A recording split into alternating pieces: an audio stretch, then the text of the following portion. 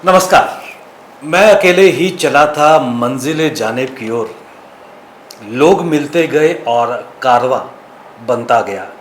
शायद ये अल्फाज आज हमारे ख़ास मेहमान पर बिल्कुल फिट बैठते हैं, क्योंकि जो शख्सियत मेरे साथ इस वक्त मौजूद है वो पर्सनैलिटी किसी तारुफ के मोहताज नहीं है। मेरे साथ जम्मू की पहली फर्स्ट फीमेल बाइकर प्रीति चौधरी हैं, और जो अभी महिलाओं का एक all women bike expedition mission शक्ति या फिर शक्ति उद्घोष फाउंडेशन के तहत जम्मू से सियाचिन पहुंची थी और विजय घोष के साथ वापस आई। प्रीति जी, स्वागत है हमारे इस कार्यक्रम में। बहुत बहुत धन्यवाद आपका। सबसे पहले जानना चाहूँगा, हाउ वाज द जोश? जोश अभी यहाँ तो थोड़ा ठंडा है, यहाँ बोलने में निकलेगा नहीं। वहाँ तो ऑटोमेटिकली जैसे शब्द सुना कानों में पड़ता था, हाउस द जोश, तो एकदम से निकलता था हाय सर।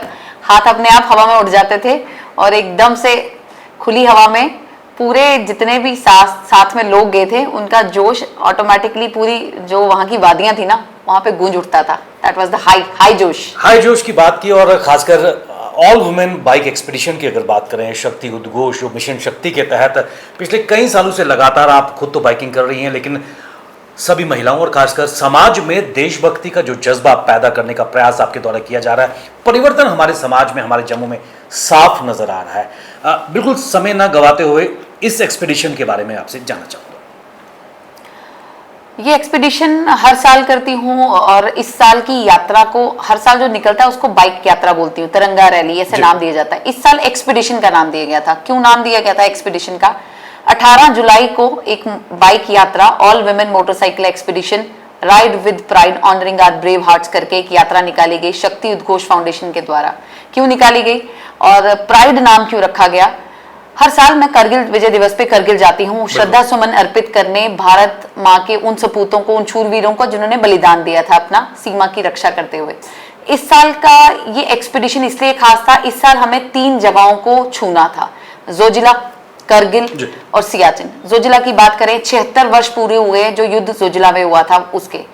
रजत जयंती हम मना रहे हैं करगिल विजय दिवस की, करगिल के जो दिन थे उसके 25 वर्ष पूरे हुए।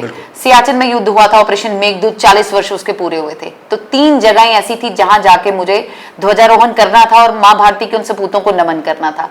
और कुल 15 मोटरसाइकिल पे 15 शक्तियां, 15 लड़कियां, जम्मू की नहीं पूरे भारत की बेटियां, जम्मू से लेके सियाचिन तक का ये सफर बहुत बखूबी निभा के आई हैं और सियाचिन को फतेह करके तिरंगा वहां पे लहरा के उन शहीदों की मिट्टी को नमन करके, उस मिट्टी से तिलक करके कि हमारे अंदर भी वही जोश जुनून हो जो उन शूरवीरों के अंदर था माँ भारती की रक्षा के लिए, उसका 1% अपने देश को हम कंट्रीब्यूट कर पाए।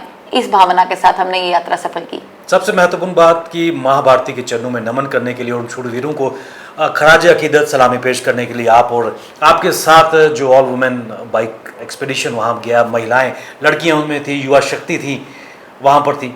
और किस प्रकार जो, अगर हम जम्मू की बात करें, आप देश के बाकी इलाकों से महिला बाइकर्स इसमें शामिल हुई, किस प्रकार इनको चयन किया गया और ये फैसला लिया गया कि हम इस बार महिला बाइकर्स को लेकर ही आगे बढ़ेंगे, और किस प्रकार कठिनाइयों को दूर करते हुए देशभक्ति का जज्बा पैदा करते हुए आप आगे बढ़ी?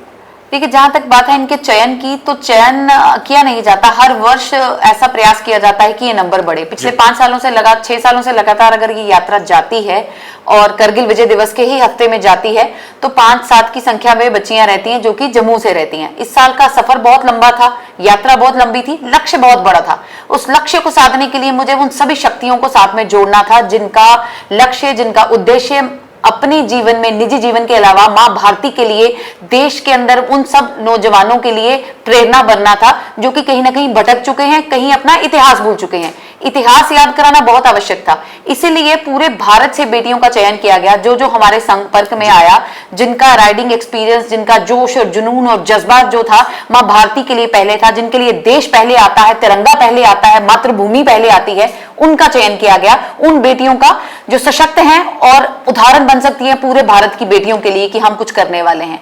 ये बात रही चयन की। जहां तक बात कठिनाइयों की आती है तो अमूमन देखा जाता है लड़कियों के साथ क्या, लड़कों के साथ भी, जो भी मोटरसाइकिल उठा के लेह की ओर कूच करना चाहता है, करगिल की ओर कूच करना चाहता है, रास्ते में सफर बहुत दुर्गम है, लंबा है, रास्ता कठिन है, लैंडस्लाइड होती है, रास्ता बंद होता है। जम्मू की अगर बात करें तो रामबन ही हमें जब क्रॉस करना पड़ता है तो बहुत बार ऐसा देखा जाता है रास्ता बंद हो गया, लैंडस्लाइड होगी, ट्रैफिक जाम रहता है।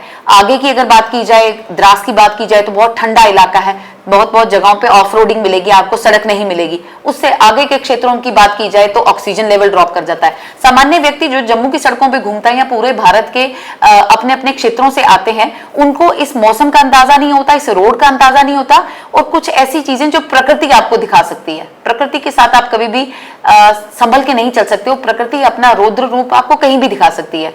तो इन सारी चीजों को कुल मिला के इनका आकलन किया गया कि कितनी कठिनाइयां हो सकती हैं। कठिनाइयां बहुत आई, बाधाएं बहुत आई, बहुत सारी चीजों ने हमें रोकने का प्रयास किया, परंतु ये शक्तियां थी, इनका जो संकल्प था उसके आड़े हाथों मुझे लगता है कोई चीज आ नहीं पाई। इनका संकल्प इतना दृढ़ था कि उन बाधाओं को काट के बीमार होते गए।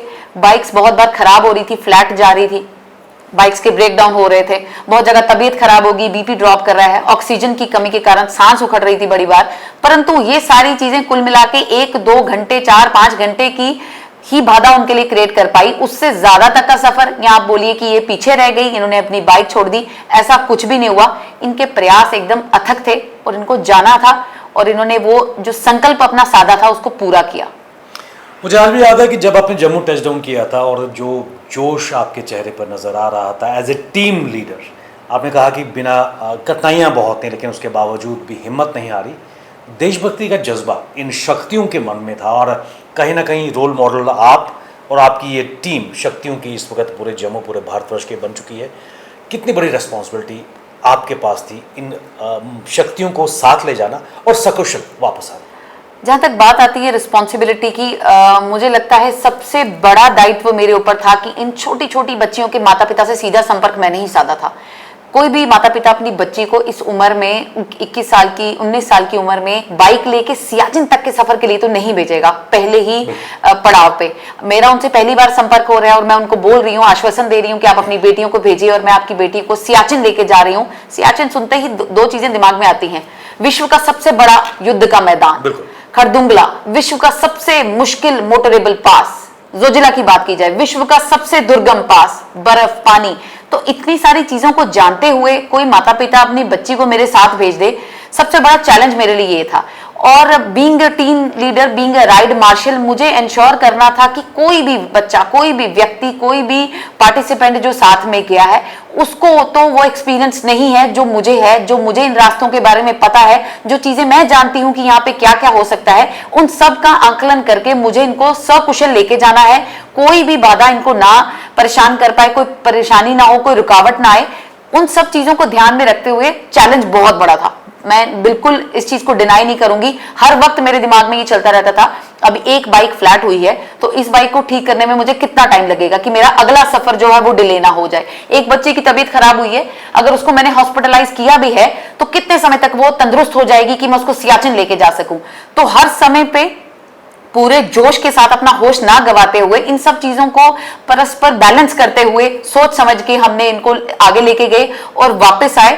मुझे लगता है बहुत बड़ी रिस्पॉन्सिबिलिटी मैंने अदा किया और उन सभी माता पिताओं के मन में ये विश्वास जगा दिया है कि अगर हम कुछ करना चाहे, शक्ति उद्घोष की तो बात ही है, मिशन शक्ति की भी बात ही है, अगर मैंने ठान लिया और मैंने जिम्मेवारी उठाई थी प्रीति चौधरी ने कि इन सब बच्चियों को हम लेके जाएंगे और सकुशल वापस लेके आएंगे, विश्व के इतने बड़ी चोटी से तिरंगा फतेह करके आएंगे, तो कहीं ना कहीं 100% मैंने अपना वो विश्वास अटल बनाया है और माता पिताओं के मन में वो भरोसा जगाया है कि अगले वर्ष अगर मैं कोई इससे भी बड़ा लक्ष्य रखती हूं तो वो बिल्कुल भी हिचकिचाएंगे नहीं, सोचेंगे नहीं, अपनी बेटियों को जरूर इस मिशन पे भेजेंगे। सबसे बड़ी बात कि अगर इरादे बुलंद हो तो कोई भी मिशन नामुमकिन नहीं है, वो आपने कर दिखाया। और इस तरह आपने कहा कि आने वाले समय में इससे भी बड़ी महिलाओं का एक एक्सपेडिशन आप ले जाएंगी, हमारी शुभकामनाएं आपके साथ हैं। लेकिन मैं आपसे जानना चाहूँगा, मिशन शक्ति की अगर बात करें या फिर शक्ति उद्घोष फाउंडेशन की अगर बात करें, जो प्रयास पिछले लगातार कई सालों से हो रहे हैं, न केवल युवतियों में, गर्ल्स में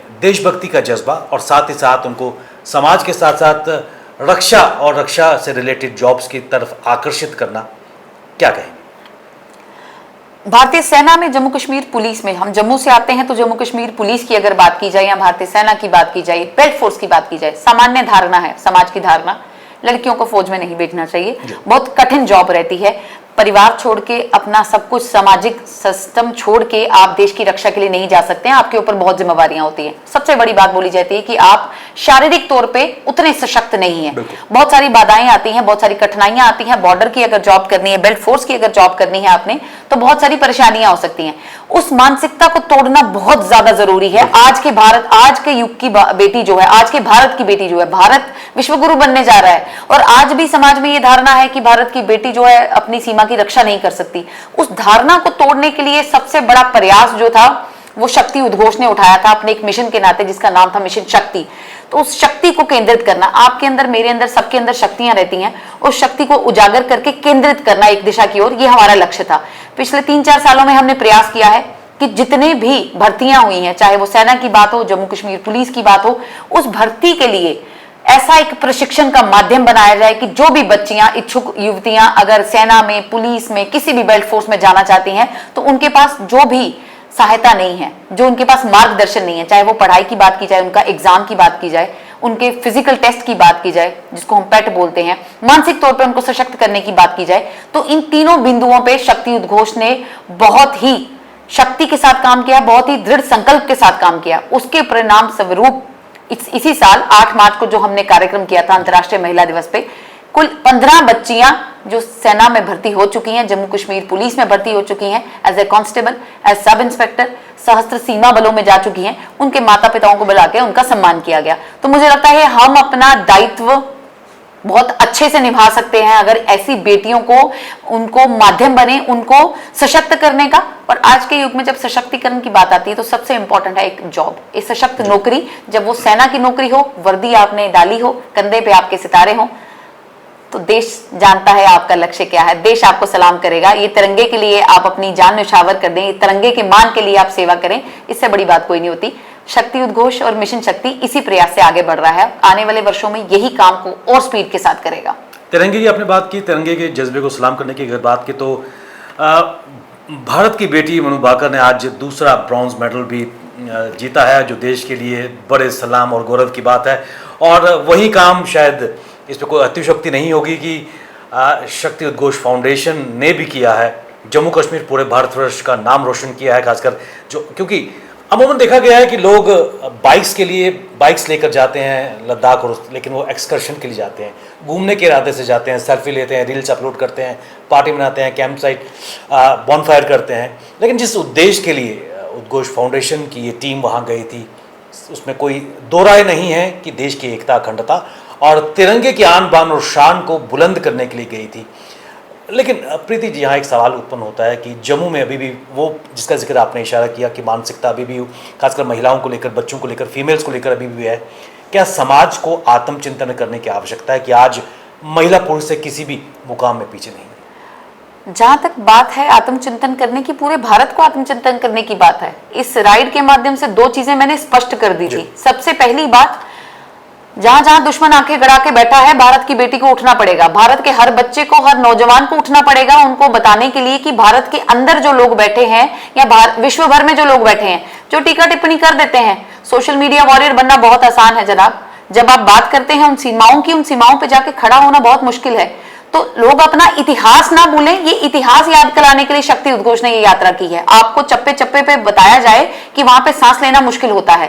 हर जगह से चाइना आंखें निकालता है। गलवान की बात की जाए, सियाचिन की बात की जाए, करगिल की बात की जाए, हमेशा मुंह की खाई है उन्होंने, चाहे वो चोटी के ऊंचे स्थल पर थे। ये इतिहास आप याद रखें।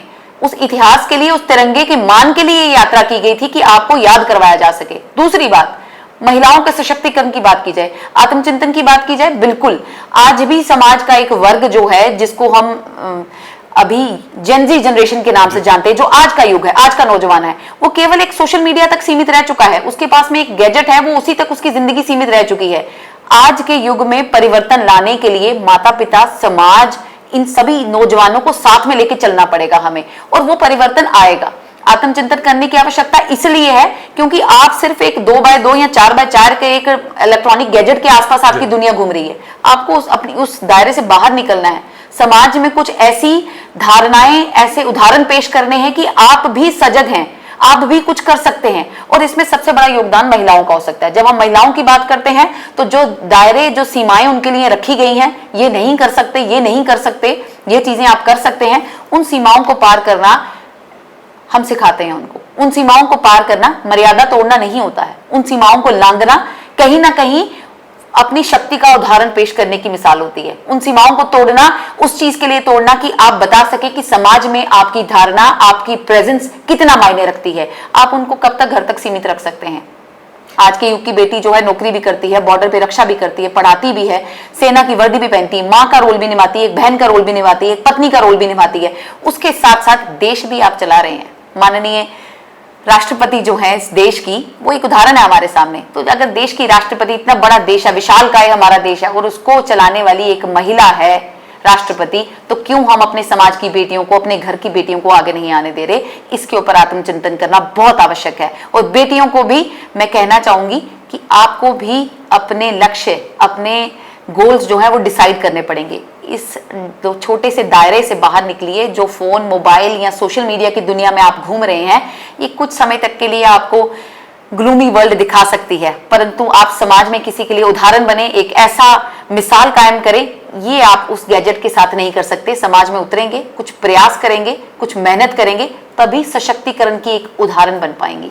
और हम आशा करते हैं कि आने वाले समय में मिशन शक्ति उद्घोष के द्वारा इस तरह के कई कार्यक्रम भी प्रस्तुत किए जाएंगे, जहां ये जो फीमेल्स हैं, गर्ल्स हैं, अपने कंफर्ट जोन से निकल के, क्योंकि जिस तरह दृढ़ मानसिकता का परिचय इस एक्सपेडिशन में आप और आपकी टीम ने दिया, एक रोल मॉडल बन चुकी हैं, और निश्चित तौर पर आने वाली जनजी की अगर बात करें तो उसको भी मोटिवेट करती आएंगी। प्रीति जी, आप हमारे साथ इस कार्यक्रम में आई, बहुमूल्य जानकारी खासकर आपने अपनी राइड और एक्सपेडिशन के बारे में शेयर किया। आपका बहुत बहुत धन्यवाद।